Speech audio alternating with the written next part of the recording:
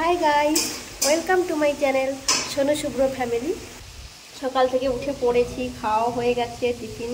এখন আমাদের দুপুরের খাওয়ার হবে, তো বানানো হচ্ছে। কি খাওয়ার বানাচ্ছে জানো? দেখবো আজকে আমার খুব আনন্দ, ছুটি।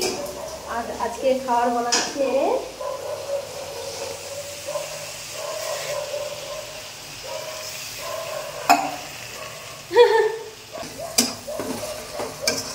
আমার বর। তো তোমরা কি ভাবছো আমি আমার বরকে দিয়ে ডেলি রান্না করাই? না, তা নয়। আমি সপ্তাহে সব দিন রান্না করি, বাট কিছু কিছু দিন ও করে দেয়, আমাকে হেল্প করে দেয়। মিথ্যে কথা নয়, কারণ ও যেমন ডিউটি করে তেমন আমিও করি। দুজনেই ডিউটি যাই, আর ও যেমন আমাকে হেল্প করে দেয়, আমিও তো তেমন ওকে হেল্প করি না। দুজনের পরিপূরক, মানে ও একা করে আমি করি না এটা তাও নয়, বা আমি একা করি ও করে না তা নয়। যেহেতু দুজনই কাজের মধ্যে যুক্ত আছি, তাই দুজনকে হেল্প করে নিই।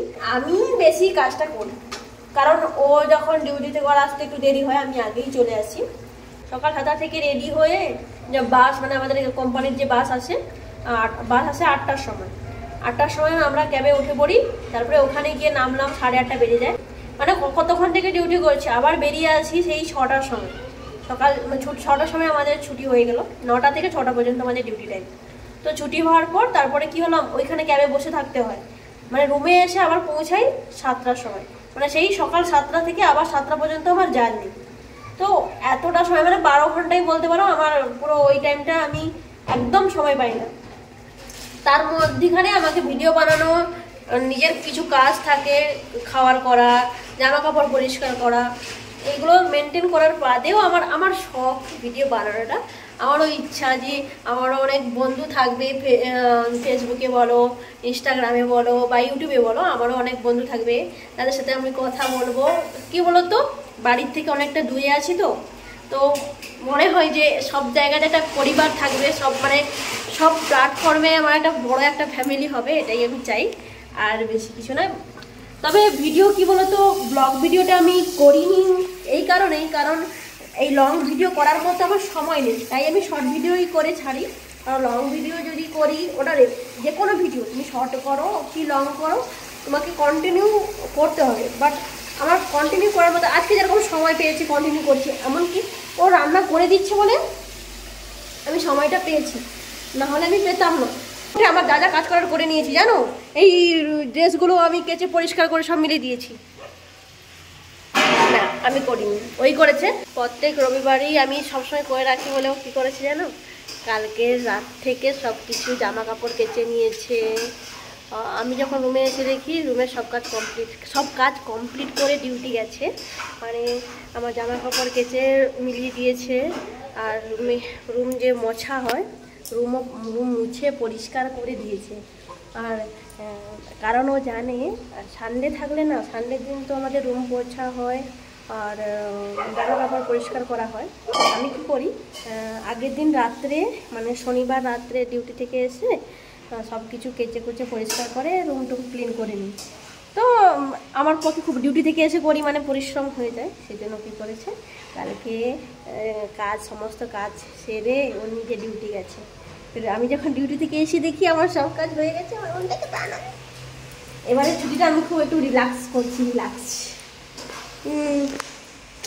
চুলগুলো দেখো না, জানো আমার সবথেকে এটা বাজে একটা অভ্যেস, আমি চুল না খুব একটা চুলের যত্ন নিই না জানো। যখন ডিউটি যাই শুধুমাত্র ওই সময়ই চুলটা যা ভালো করে আঁচড়ে একটু, যাই বলো তেল নেওয়া বলো, যাই নেওয়া বলো, তেল তো আমি মাখি না।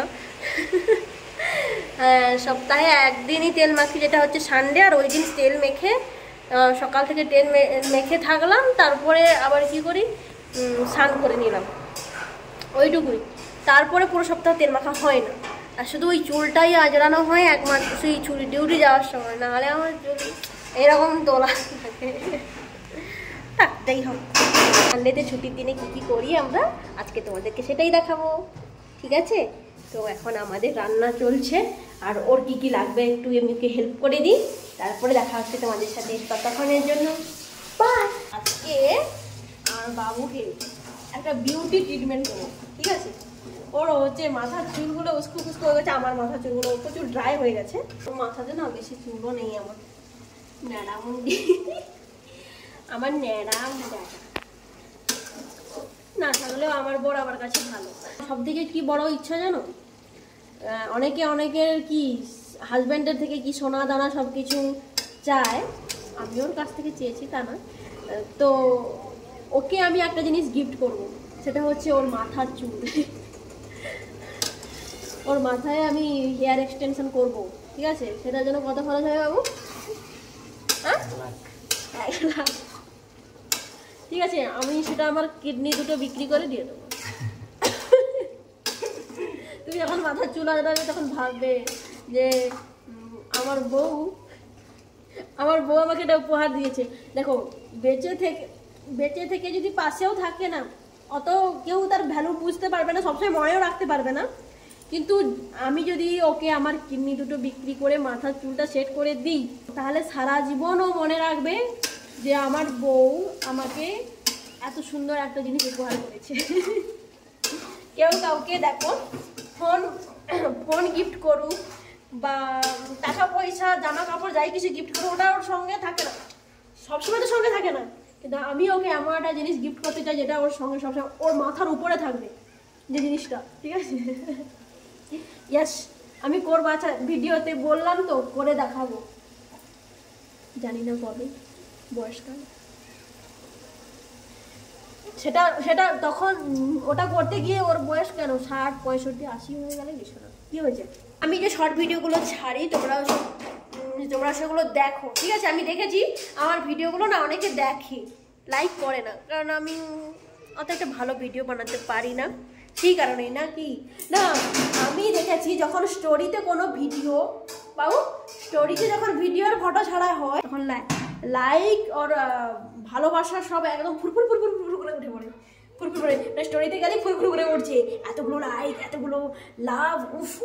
বাট যখন এমনি ভিডিও ছাড়ি, সেগুলোতে না লাইক, কমেন্ট একটা আদ্রা, কারণ আমি ভিডিও ভালো করতে পারি না, তোমরা দেখলেই চলবে না, লাইক করবে আমার ভিডিওতে, ঠিক আছে? আমার বড় রান্না করছে, তাই জন্য কথা বলছি। তো আমার এখন অনেক কাজ আছে, কারণ হেয়ারটা অনেকটা ড্রাই হয়ে গেছে, তো ওকে একটু সিল্কি করতে হবে, আর আমি হেয়ার কাট করবো, ঠিক আছে? আমি না ব্যাঙ্গালোর আসার পর 3-4 মাস পর, তো আমার চুলগুলো ফেটে গেছে, আর ওর পার্লারে নিয়ে যাওয়ার মতো সময় নেই, কি করব ভেবে দেখলাম যে চুলগুলোকে নিজে কাটবো। তো আমি হেয়ার কাট করেছি, তারপরে আমি ডিউটি যখন জয়েন করেছি না, তখন সবাই কি বলছে, তুমি চুলে কি কাট করেছো, কত সুন্দর লেগেছে। আবার কিরকম কাট করেছি, দুটো সাইড থেকে দুটো করে চুল নিয়েছি, একটা কাট দিয়েছি, তারপরে আবার ওইটা হয়ে গেল আমার স্টেপ কাট।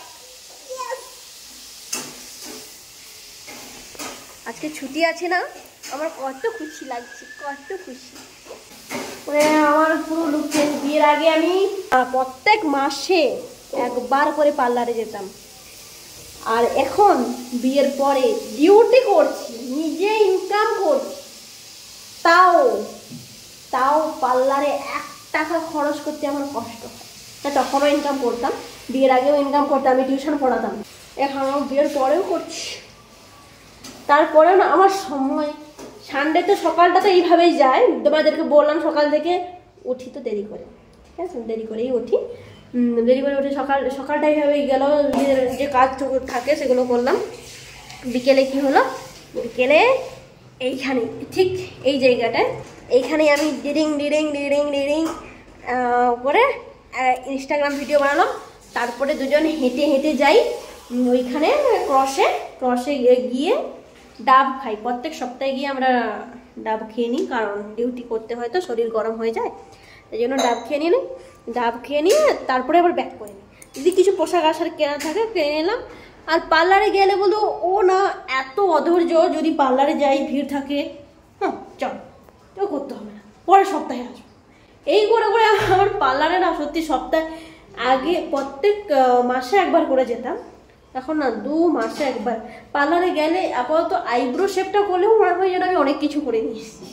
না একবার গিয়েছিলাম, অনেক টাইম দিয়েছিল আমার পেছনে, ফেসিয়াল করেছিলাম সেটা আর করিনি। কেন জানো, ফেসিয়াল করার পর আমার মুখটা এখন কি কোনো কিছু নেই, ফ্রেশ।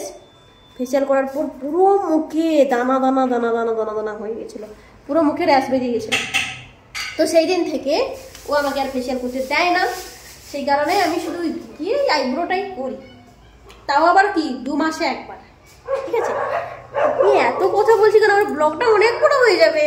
ঠিক আছে, এখন সারাদিনের ভিডিও তোমাদেরকে দেখাবো, এখনই যেন বাই। তো হে গাইস, তো আমি ভিডিওটা এন্ড করিনি, তখন স্নান করে খেয়ে দিয়ে ঘুমিয়ে গেছিলাম। ঘুম থেকে উঠে আমরা মার্কেটে গেছিলাম, মার্কেট থেকে এসে এখন ভিডিওটা করছি, যেহেতু ভিডিওটা আমি এখনো এন্ড করিনি। তো আমার বর না এখন একটু রেগে গেছে, কারণ ও ফোনটা নেবে বলছিল, বাট আমি আমার ভিডিও করার জন্য ওকে ফোনটা দিইনি।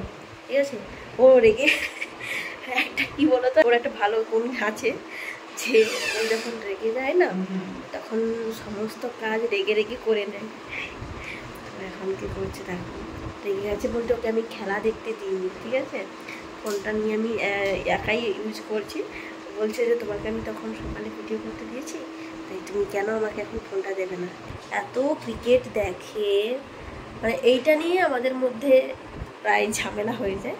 তো রেগে গিয়ে কী করছে জানো, ও রেগে গিয়ে না নিজের কাজগুলো, রুমের যত কাজ একা একা করে দেখাচ্ছি। দেখো দেখো কী করছো বাবু,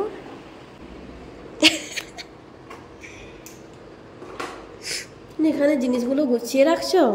বাহ, তুমি যদি এরকম করো না তাহলে আমি তোমার সাথে সব সময় ঝগড়া করব। বাবু বাবু চলো তুমি খেলা দেখো, চলো। আমি আর ফোন নেবো না, হয়ে গেছে আমার ভিডিও করা।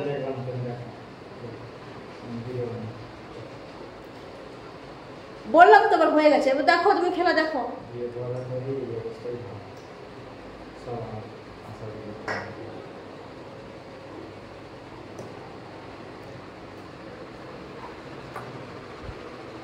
তো বাদ দাও, বেশি রেগে গেছে, আর কিছু বলার নেই।